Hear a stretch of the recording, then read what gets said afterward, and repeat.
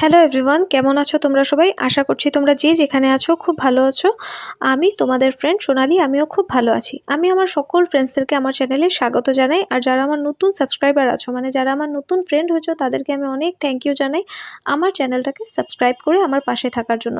আর যারা আমার নতুন ভিউয়ার্স আছো, মানে যারা আমাকে দেখছো বাট সাবস্ক্রাইব করোনি, তাদের আমি বলবো তোমরা প্লিজ আমার চ্যানেলটাকে সাবস্ক্রাইব করে দাও।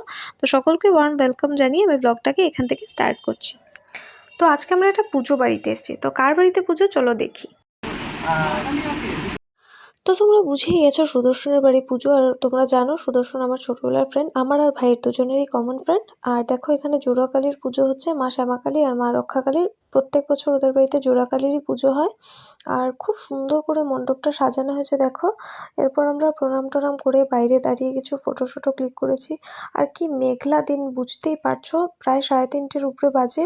সারা দিন খুব বৃষ্টি পড়েছে, আর যেই আমরা এসছি দেখো বৃষ্টি থেমে গেছে। আমরা বৃষ্টিতে ভিজে ভিজে এসছি। আর দেখো চারপাশটা এত সুন্দর ওদের বাড়ির, পুরো ফাঁকা ফাঁকা। আর আমাদের বাড়িটা এত কনজেস্টেড, হাওয়াও আসে না জানো। আর এখানটাতে এত ফুরফুরে হাওয়া, আমরা এলেই এরকম ওপরে চলে আসি। আর তোমরা বুঝতেই পারছো কি সুন্দর জায়গাটা, এত হাওয়া দিচ্ছে। আর প্রায় অনেকটাই বেলা হয়ে গেছে, তাই আমরা এসেই ঠাকুর প্রণাম করে খেয়ে নিয়েছি। আর প্রসাদের কথা কি আর বলবো, তোমরা সবাই জানো প্রসাদ তো খুবই টেস্টি হয় সবসময়। এরপর প্রসাদ খাওয়ার পর আমি ভাইকে বললাম তোমাদের জন্য একটু ফ্রন্টটা ক্যাপচার করে নিতে। খুব সুন্দর ভেজা ভেজা, খুব ভালো লাগছে তাই। আর আমি আর মা রূপালি খুব গল্প করলাম। আমি রূপালিকে বলছিলাম ওদের যখন গৃহপ্রবেশ হয়েছিল তখন, ওদের তো তখন রূপালিদের বিয়ে হয়নি, কারণ তখন আমরা সবাই স্টুডেন্ট, কেউ স্কুলে কেউ কলেজে পড়ছি। তো তখন এরকমই খাওয়ার পর আমরা সবাই ছাদে বসেছিলাম। আর প্রায় 25-30টা টিয়া পাখি এদিক থেকে উড়ে যেতে দেখেছি। বুঝতেই পারছো তখন এত ঘরবাড়ি ছিল না। তো রূপালি বলছে এখন আর এরকম হয় না, কারণ প্রচুর ঘরবাড়ি হয়ে গেছে। আর ইন্টেরিয়র ডিজাইনিং করাটা আমার খুব একটা পছন্দ না, কারণ একটু আর্টিফিশিয়াল লাগে। বাট ওদের ঘরটা আমার খুব ভালো লাগে, একদম সিম্পল ইন্টেরিয়র করা, দেখো একদম ন্যাচারাল লাগে, খুব একটা আর্টিফিশিয়াল লাগে না, খুব সুন্দর। আর এই জানালাটা তো আমার মোস্ট ফেভারিট, কারণ এদিক থেকে মনে হয় খুব বেশি অক্সিজেন আসছে, এরকম আমার পার্সোনালি ফিল হয়। আর পুরো ওদের ড্রয়িং রুমটাই পুরো জানালা দেখো। আর গ্লাসগুলো এত ভালো কোয়ালিটির লাগানো, কি বলবো।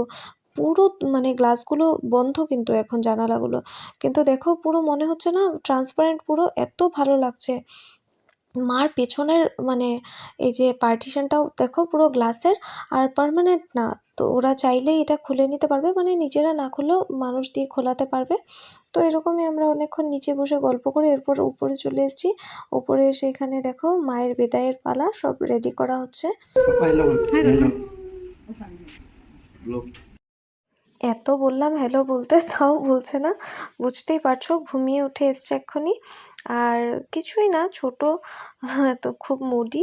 আর দেখো এখানে জিজু আর দিদিকে বলছিলাম তোমরাও একটু ব্লগে আসো, তো ওরাও একসাথে এসছে। আর এমনিতে রিশু খুব ঠান্ডা, কোনো সময় কাঁদে না, দেখো হাসছে এখানে। ওর শুধু একটু মা বাবাকেই চাই, কারণ ওরা দুজনই টিচার আর ঘরে থাকে না। তো যতটুকু সময় থাকে ওর মা বাবাকেই চাই। আর এখন তো ঘুম থেকে উঠে এসছে, তাই একটু মুডটা এরকম। আর ভাই দেখো এখানে এত ট্রাই করছে ওকে নেওয়ার, বাট পারছে না। আর এরপর রূপালি তো পুজো করছিল, তাই সুদর্শন রিশুকে একটু খাইয়ে দিয়েছে। আর আমি বলছিলাম যে এগুলোর ফটো ক্লিক টিক করে রাখি, কারণ ফিউচারে মানে দেখাবো রূপালিকে যে দেখো রিশুকে দেখাবো যে দেখো বাবাই তোমাকে খাইয়ে দাইয়ে বড় করেছে। আর যারা রিশুকে দেখে রাখে, ওই দুজন দিদি বলছিল কার কার কাজ আর কে নাম কামায় দেখো। আর দেখো এখানে রূপালি পুজো করে নিচ্ছে, কারণ মাকে নিয়ে এক্ষুনি বেরিয়ে যাবে। তো এখানে যা যা রিচুয়ালস থাকে, মানে ধুনা দেখানো, মাকে একটু মানে জল বাতাসা দিয়ে বার করতে হবে ঘর থেকে, তো সব করে নিয়েছে। আর এখানে আমরা ফটো শটো ক্লিক করে দেখো বাইরে চলে এসেছি। আর ওদের তুলসী মঞ্চটাও খুব সুন্দর, এখনো কমপ্লিট হয়নি, তাও কি ভালো লাগছে দেখো। পুরো ছাদটাই খুব সুন্দর, একটা বাথরুমও আছে। আর মেশো সব দেখালো কোন জায়গায় কি থাকবে পরে, এখনো বানানোই হচ্ছে। কোনোদিন মাসি মেশোর পারমিশন নিয়ে ঘরটা ঘুরে দেখাবো। আর দেখো এখানে দিদি খই ছিটিয়ে দিচ্ছে, কারণ এখনই মাকে নিয়ে বেরিয়ে যাবেন। এই যে মা শ্যামাকালী, এরপর মা রক্ষাকালীকেও নিয়ে আসবে। আর একবার শঙ্খ বাজানোর স্টাইলটা দেখো।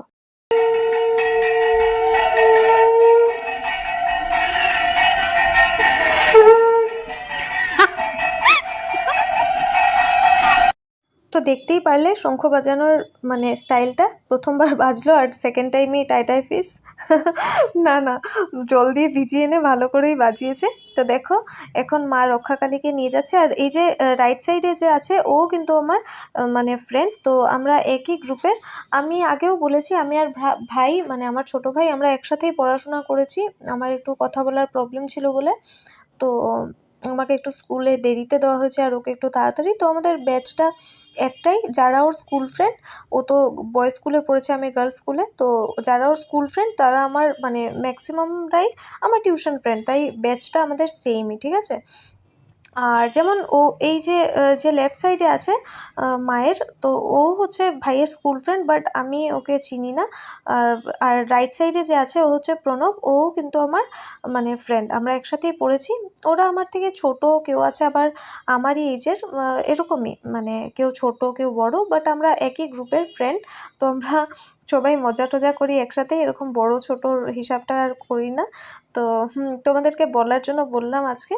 তো এরপর দেখো, এরপরে মাসিমণি নেমে এসছে মাকে ধুনো দেখাবেন বলে। আর বাকিটা আমি নেক্সট পার্টে শেয়ার করেছি, তোমরা অবশ্যই নেক্সট পার্টটা দেখো, আশা করি তোমাদের খুব ভালো লাগবে। আর এই ব্লগটাও যদি তোমাদের ভালো লেগে থাকে তোমরা লাইক করো আর অবশ্যই কমেন্ট করো। আজকের জন্য ব্লগটাকে এতটুকুই রাখলাম, খুব ভালো থেকো, দেখা হচ্ছে নেক্সট পার্টে। আজকের জন্য এতটাই, টাটা।